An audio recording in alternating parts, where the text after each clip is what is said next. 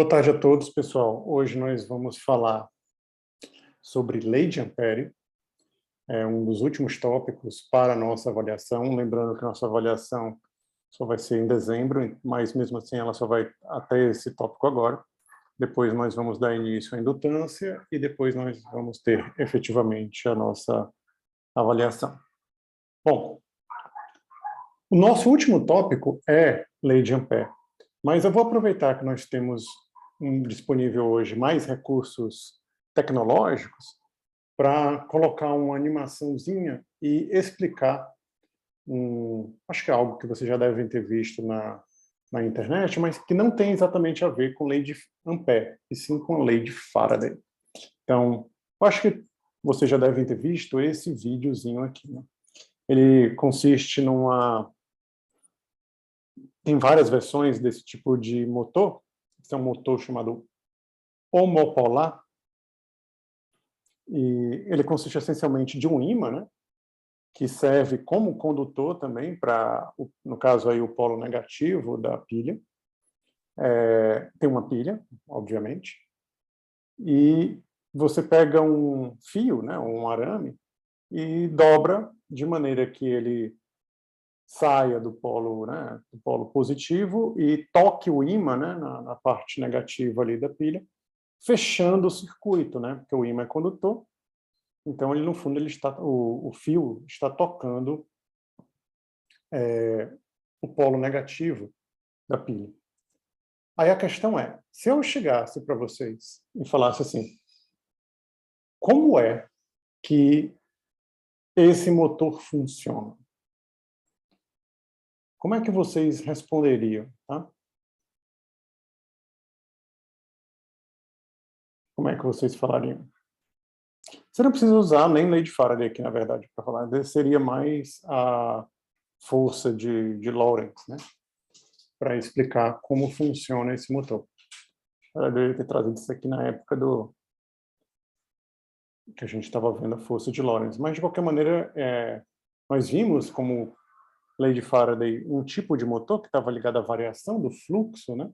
Aqui não vai ter exatamente a variação do fluxo do fluxo magnético, e sim uma força que vai estar agindo no fio. Mas, se eu perguntasse como é que funciona, como é que vocês tentariam explicar? Alguém ousaria explicar? E eu vou dar uma dica.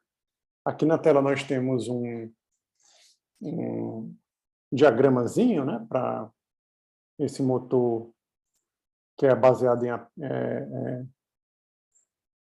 talvez um motor mais simples que você possa ter. Então aqui você pode ver a pilha, o ímã aqui embaixo, os fios saindo aqui do polo positivo e tocando o ímã aqui no polo negativo, né, já que o ímã conduz. Então, a minha dica para que vocês entendam como é que funciona, eu vou dar um minutinho para vocês pensarem como é que funcionam, façam o diagrama de como estão as linhas de força do campo magnético deste ímã. As linhas de campo magnético. E utilizem a força lá que nós vimos, força de Lorentz, a parte magnética da força de Lorentz, para ver quais são as forças que agem nesses fios. E aí você entenderia como é que ele funciona. Então, eu vou dar aqui um minuto mesmo, contado de relógio, para que vocês tentem fazer na cabeça de vocês como é que fica o diagrama. Imagine que aqui é o polo norte, tá? Eu vou fazer o diagrama como se aqui em cima fosse o polo norte do ímã. Como é que ele está ao longo da pilha e dos fios, e como ficariam as forças nos fios. Então, vamos lá, são 43h30 agora. Vou dar um minuto para vocês refletirem.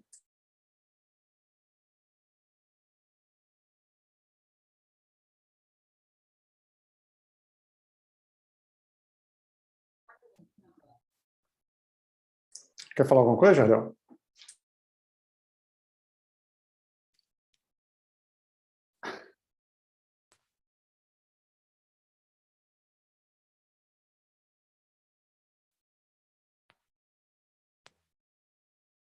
Você está sem som, Jardel? Os outros estão me ouvindo? Rony, você está me ouvindo?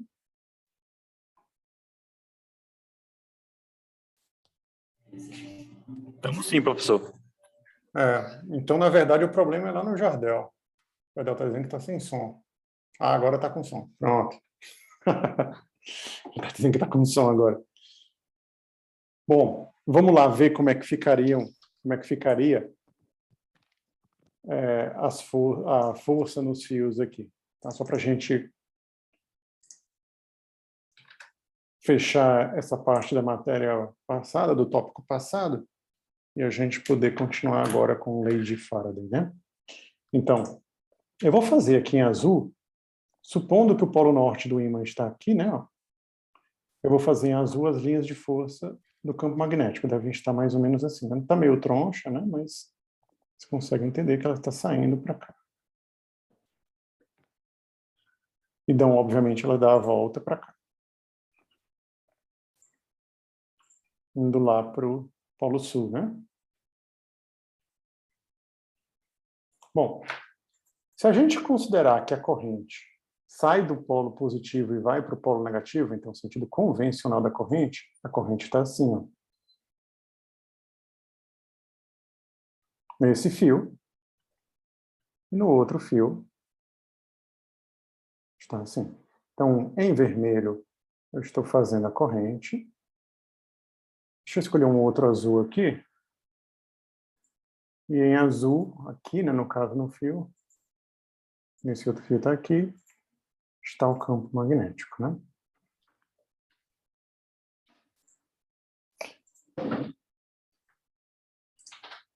Bom, se você tem o campo magnético apontando aqui para fora, saindo aqui desse negócio, né? Para a direita, né? E a força aqui para baixo, se a gente usar a regra da mão direita, fazendo I vetorial L, né? Se eu fizer o produto... Deixa eu voltar aqui.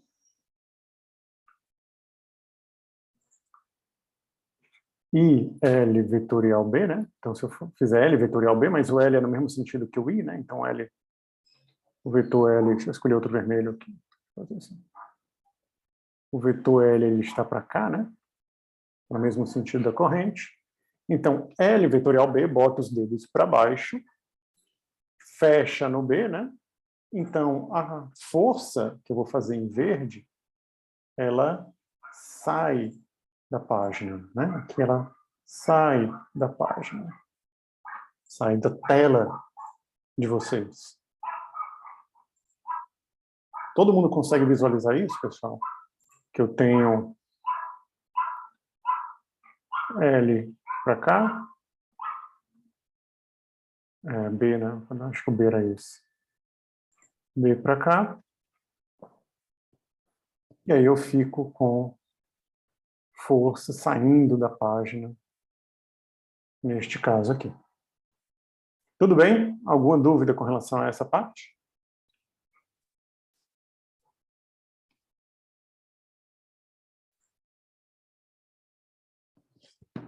Não, né? Olhando aqui para o outro lado, para o outro fio agora, né? O L está para baixo. E eu vou fazer L vetorial B, mas note que o B agora está para a esquerda. Então, eu vou colocar minha mão direita com os dedos apontando para baixo, fechar a mão para tocar no B, né, para a esquerda, de maneira que meu polegar fica entrando na tela. Isto é, a força, ela agora entra. Eu tenho uma força que aponta para cá, ó.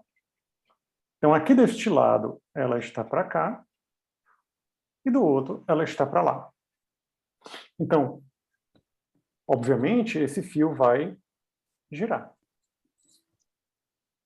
Todo mundo consegue enxergar isso tranquilo? Alguma dúvida?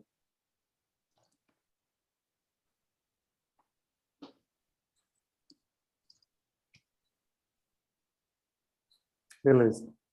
Então, essa é uma outra maneira de você fazer um motor, né? Nós havíamos visto, usando a lei de Faraday, como é que se fazia um motor e um gerador nas aulas passadas. Era essencialmente fazendo variar o fluxo, né, do campo magnético numa espira. E agora, nesse tipo de motorzinho aqui, neste motor, que eu vou botar a animação de novo, o que você tem, essencialmente, é a força de Lorentz, né, que são opostas, né, agindo aí nesse motorzinho aí.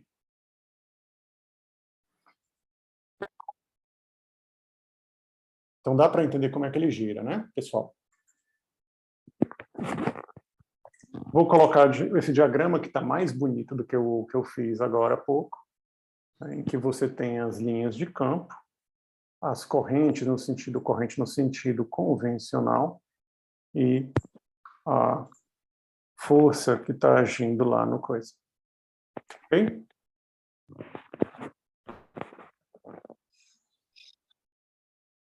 E só para ver se todo mundo entendeu, como é que eu faria? Vocês estão vendo aqui, né, que se eu olhasse de cima no meu diagrama, e nesse também, então esse cara vem para fora, né, e esse cara entra. Então, se você estivesse olhando de cima, você estaria vendo ele girar no sentido horário. Agora, nessa animação, ele parece girar no sentido anti-horário. Qual é a diferença entre o diagrama que eu fiz e o que está acontecendo aí na realidade? Alguém seria capaz de responder? Por que esse cara está girando no sentido anti-horário? Se de acordo com o diagrama que a gente fez, ele era para girar no sentido horário, e eu vou voltar aqui para o diagrama. Ou para aquele outro, né? Que está mais feio, mas tem mais coisa. Como é que eu faria para ele girar no sentido anti-horário e não no horário?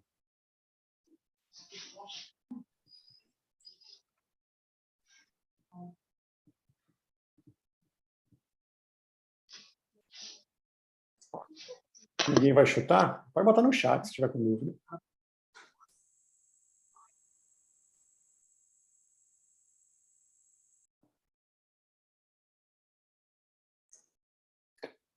Bom, para fazer ele girar no sentido anti-horário, como está ali no vídeo, o que você tem que fazer é inverter o ímã.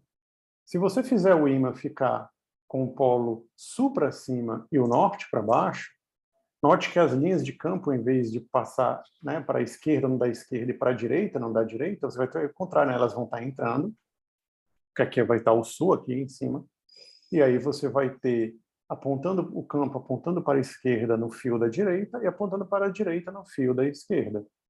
E aí você fica com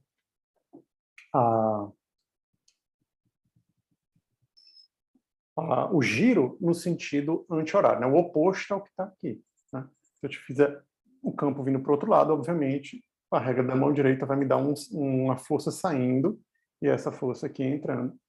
E aí você vai estar girando no sentido oposto ao que está girando. E o Jardel pegou e respondeu ali, nem tinha visto, mas ele respondeu corretamente lá no chat, que depende do polo do ímã. É só você inverter o polo do ímã para obter o giro no sentido contrário.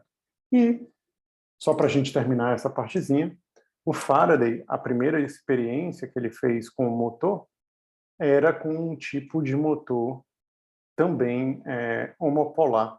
Né? Claro que era uma versão um pouco mais complicada do que esse, mas você tinha essencialmente um fio, um condutor, né, girando aqui. Isso aqui era um condutor também, era mercúrio, né? Então era um líquido condutor. E você tinha esse cara girando aqui. Então esse foi o primeiro motor que a gente viu, né?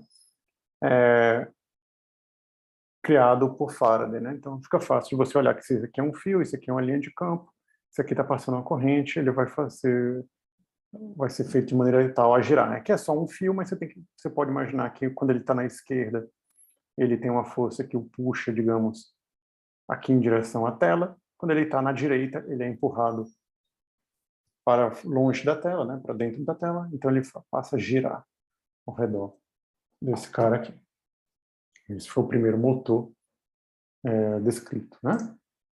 Bom, agora vamos chegar realmente no tópico da aula de hoje, o último tópico para a nossa avaliação, que é a lei de Ampère.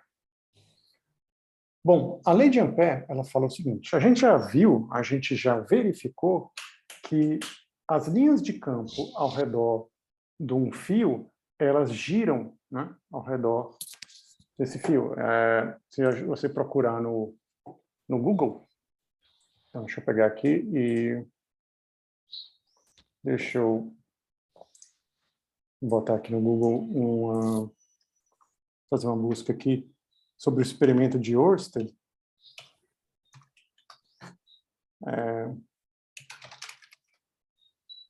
Deixa eu ver se algum tem uma figura legal que dê para a gente visualizar da maneira que eu gostaria. Tem uma maneira bem legal que é você colocar várias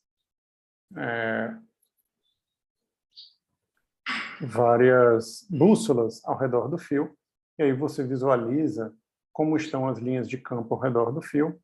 Não tem nenhum que seja como eu gostaria que fosse. Mas, de qualquer maneira, né? Experimentalmente, é relativamente fácil de você descobrir como é que é o sentido do campo ao redor de um fio, né? Agora, imagine que você tem um fio, esse fio é o fio verde aí, e que ele está sendo percorrido por uma corrente para cima. Se você colocar uma bússola aqui desse lado, ela vai estar apontando nesse sentido. Se você colocar aqui, ela vai estar assim. Se você colocar aqui na frente do fio, ela vai estar assim. Se você colocar aqui, ela vai estar assim. Se você colocar aqui, ela vai estar assim. Então, você vai ver que as linhas de campo ao redor do fio, elas tendem a girar, né, ao redor do fio, como a gente já havia discutido nas aulas passadas. Então, há de se esperar que o campo ele tenha essa forma ao redor de um fio.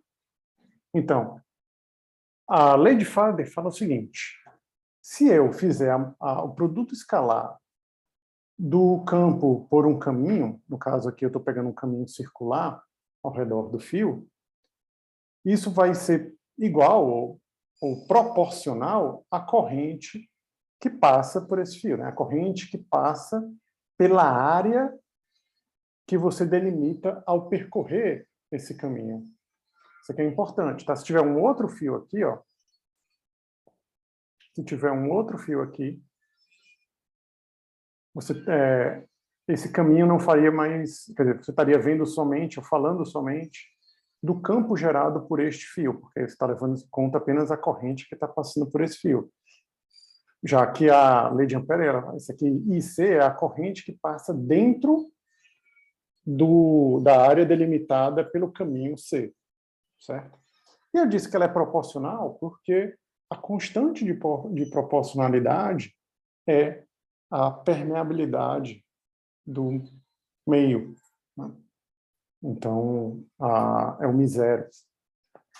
Então, a integral de caminho, BDL, é igual a μ0C. E para que serve essa lei? Essa lei serve para você calcular o campo, por exemplo, a partir da corrente, para situações bastante simétricas, onde se você percorrer um caminho circular ou percorrer um caminho quadrado, você consegue garantir que o campo ao longo deste caminho ele é constante. Então, por exemplo, se eu deixa eu copiar isso aqui para nosso quadro, né?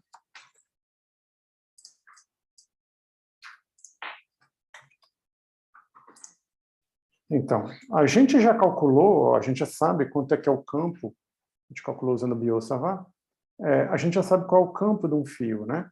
A gente sabe que o campo, ele cai com... Ele cai com R, né?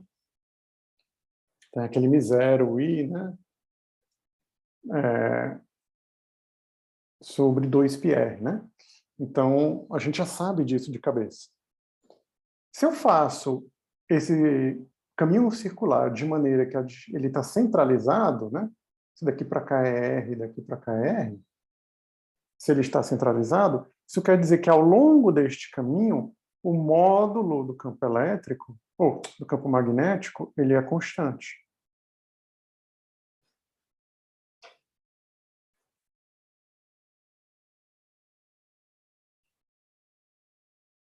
Se além disso, o caminho é tal que o campo magnético, vamos fazer o campo magnético aqui em verde,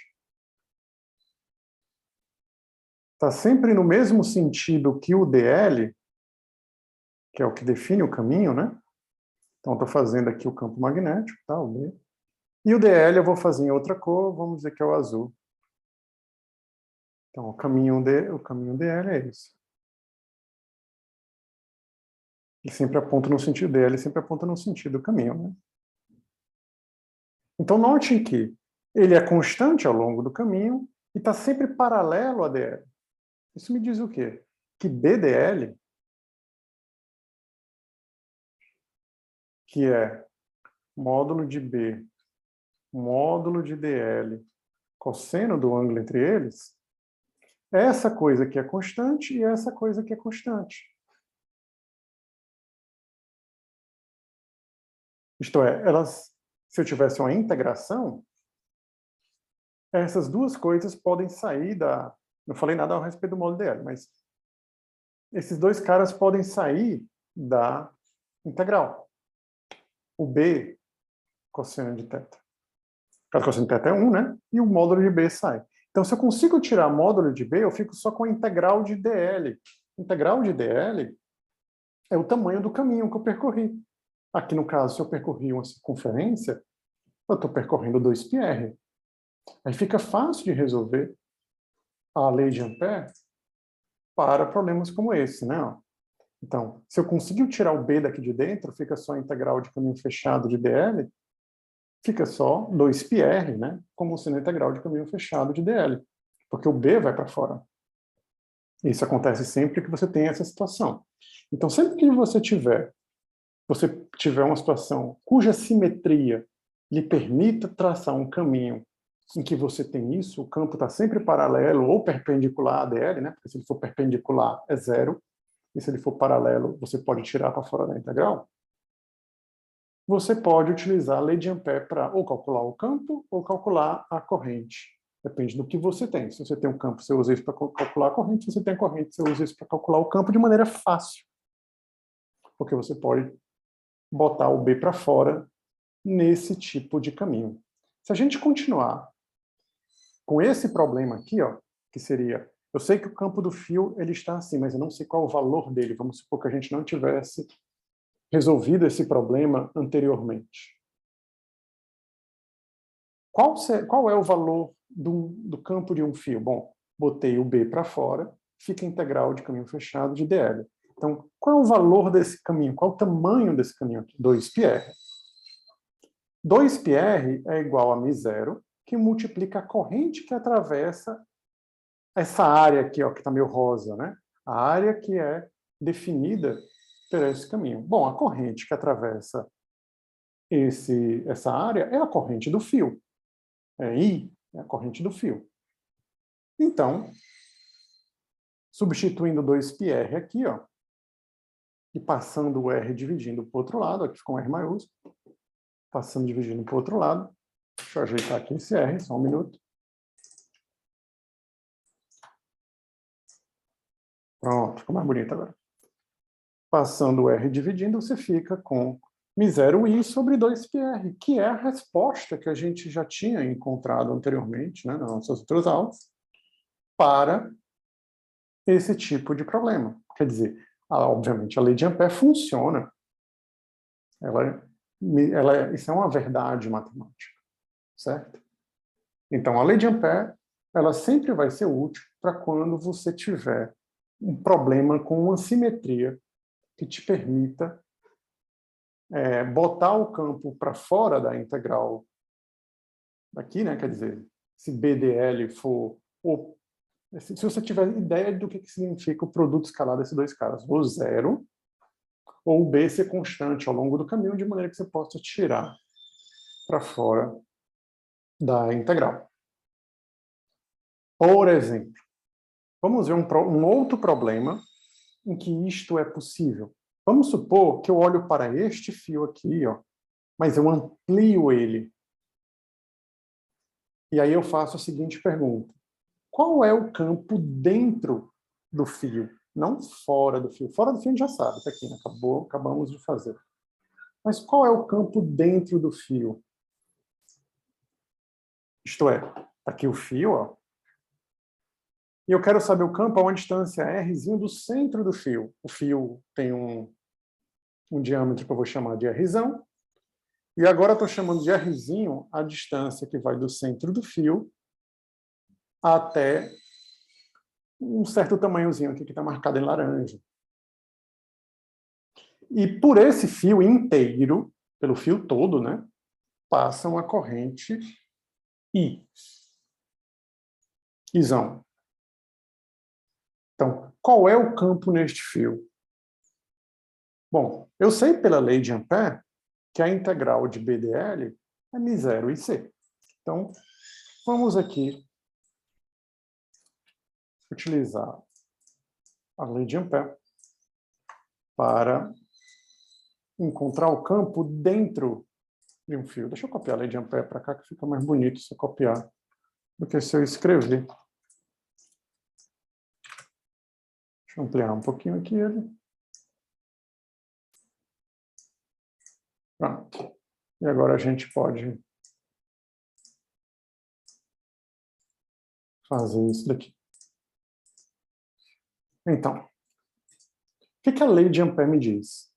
Primeiro, eu tenho que analisar se a situação que eu tenho me permite botar o B para fora dessa integral.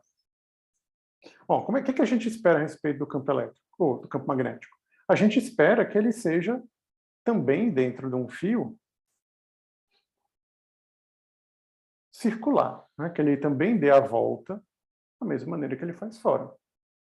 Isto é, o B ele deve circular ao redor desse caminho. E o caminho, obviamente, se eu fosse quebrar em pedacinhos, ele seria assim, né? Que dl, e por aí vai. Quer dizer, o cosseno do ângulo entre o dl e o B é zero. É 1. Zero não, desculpe. Θ é zero e o cosseno é 1. Posso botar o cosseno para fora da integral.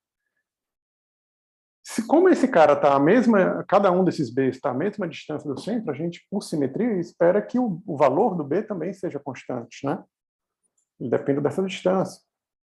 De alguma maneira, ou proporcional, inversamente proporcional, mas de qualquer maneira, se eu estou à mesma distância sempre, ele deve ter o mesmo valor. Isso é, eles fazem o mesmo ângulo, então eu não tenho que me preocupar com o valor do cosseno, e o módulo do b é constante, então ele pode sair da integral. Então eu fico com b, módulo de b, né? Integral de caminho fechado de dl. E eu acabei o produto escalar aqui porque o cosseno é 1. Então já posso sumir com o produto escalar. Isso vai ser igual a μ0 vezes a corrente que passa dentro do caminho que eu criei. No caso, a corrente que passa dentro dessa partezinha laranja, que não deve ser a corrente total. Todo mundo consegue enxergar, né? Porque deve ter corrente aqui fora também. Tem corrente aqui dentro, mas tem corrente fora. Isto é, eu tenho que saber quanto que passa de corrente aqui dentro. Como é que eu faço isso? Bom, eu sei que se eu pegasse e fizesse o R tender a zero, o Rzinho tender a zero, se essa área fosse zero, né, eu não teria corrente nenhuma. A corrente tenderia a zero. Então, e quanto maior for essa área, maior a corrente. Então, a coisa deve ser, a corrente deve ser proporcional à área que eu estou pegando. Se eu pegar um filetezinho que não tem área, não vai ter corrente nenhuma passando, se ela for infinitesimalmente pequena, né? Se ela fosse um traçozinho vertical. Bom, se ela é proporcional à área, então eu tenho que ver quanto dessa área aqui é a área total. Então vamos eliminar esses caras aqui para limpar o quadro. Ups. Então, eu sei que a corrente que passa pela área laranja está para a área laranja, que é πr², assim como a corrente que passa pela área inteira está para a área inteira, né? Eu posso fazer uma regra de 3 aqui. Ajeitando isso daqui, a gente fica com IC é igual a I, que multiplica π r² sobre π r². Bom, posso cancelar esses π's aqui, né? Posso cancelar esse cara com este cara aqui.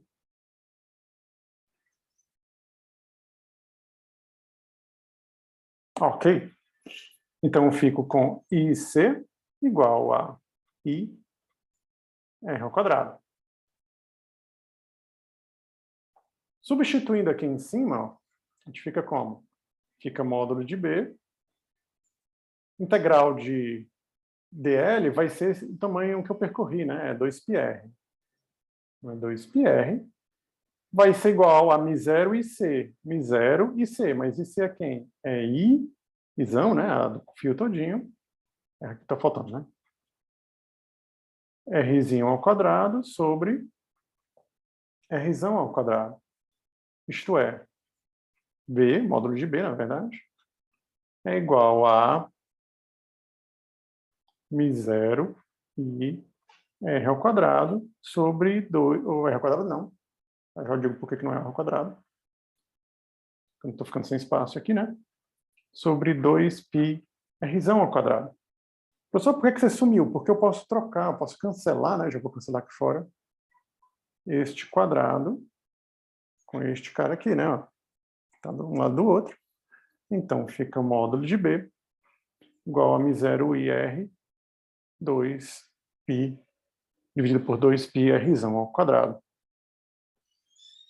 Então, note que o B é proporcional a R. Eu vou botar aqui no quadro isso daí, a mesma coisa que eu fiz, só que de maneira mais bonita, né? Então, eu sei que o IC é proporcional ao Izão, né? Quer dizer, IC está para a áreazinha dele, assim como o total está para a área dele, de maneira que o IC é R² sobre R² que multiplica aí. Substituo aqui, né? Que aqui já é aqui eu já peguei o B, botei para fora, integral de dl é 2πr, já passei dividindo, ficou μ0 IC sobre 2πr, isolando o B. Então, substituir IC aqui em cima, está fazendo um pouquinho diferente do que eu fiz ali no outro quadro. Substituindo ele, você fica com μ0 I sobre 2πr multiplicado por R. Isto para o Rzinho menor ou igual, né, ao Rzão. Quer dizer, se eu estiver dentro do fio. Porque se eu estiver fora do fio, se o Rzinho for maior do que Rzão, a gente já fez. A gente já fez fora do fio. Era μ0 I sobre 2πr. Note que eu só peguei essas duas respostas e limpei e botei aqui, tá? Então, para dentro do fio está aqui, proporcional a R. Para fora do fio, inversamente proporcional a R. Então, note que, se eu estiver saindo do centro, a corrente sobe, e o máximo dela é transmitida, levada, carregada na superfície do fio. E isso é verdade, tá? E depois ela cai com o campo, né? Cai com a distância. Tá? Então, o campo cresce aqui proporcional, depois o campo cai com a distância. Então, o campo é proporcional a R dentro do fio, então ele é uma reta. Proporcional a R quer dizer que ele é uma reta.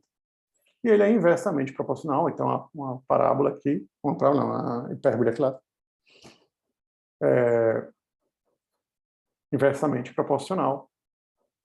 Ele cai com a distância, com essa forma aí. Então, se você fosse fazer o gráfico do campo magnético, a partir do centro do fio, você teria isso.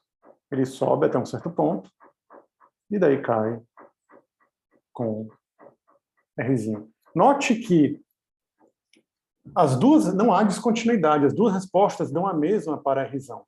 Porque se eu fizer aqui em cima, R igual a Rzão, fica Rzão aqui, né? O Rzinho fica igual a Rzão.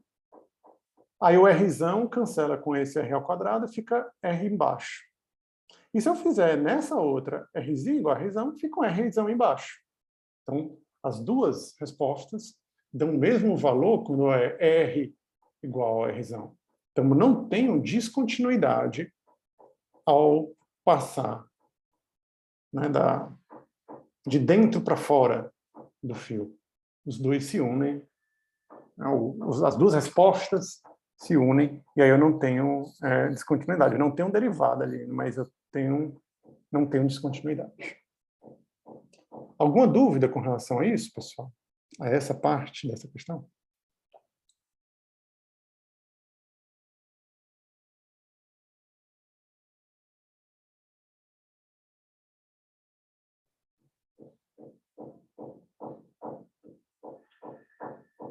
Não?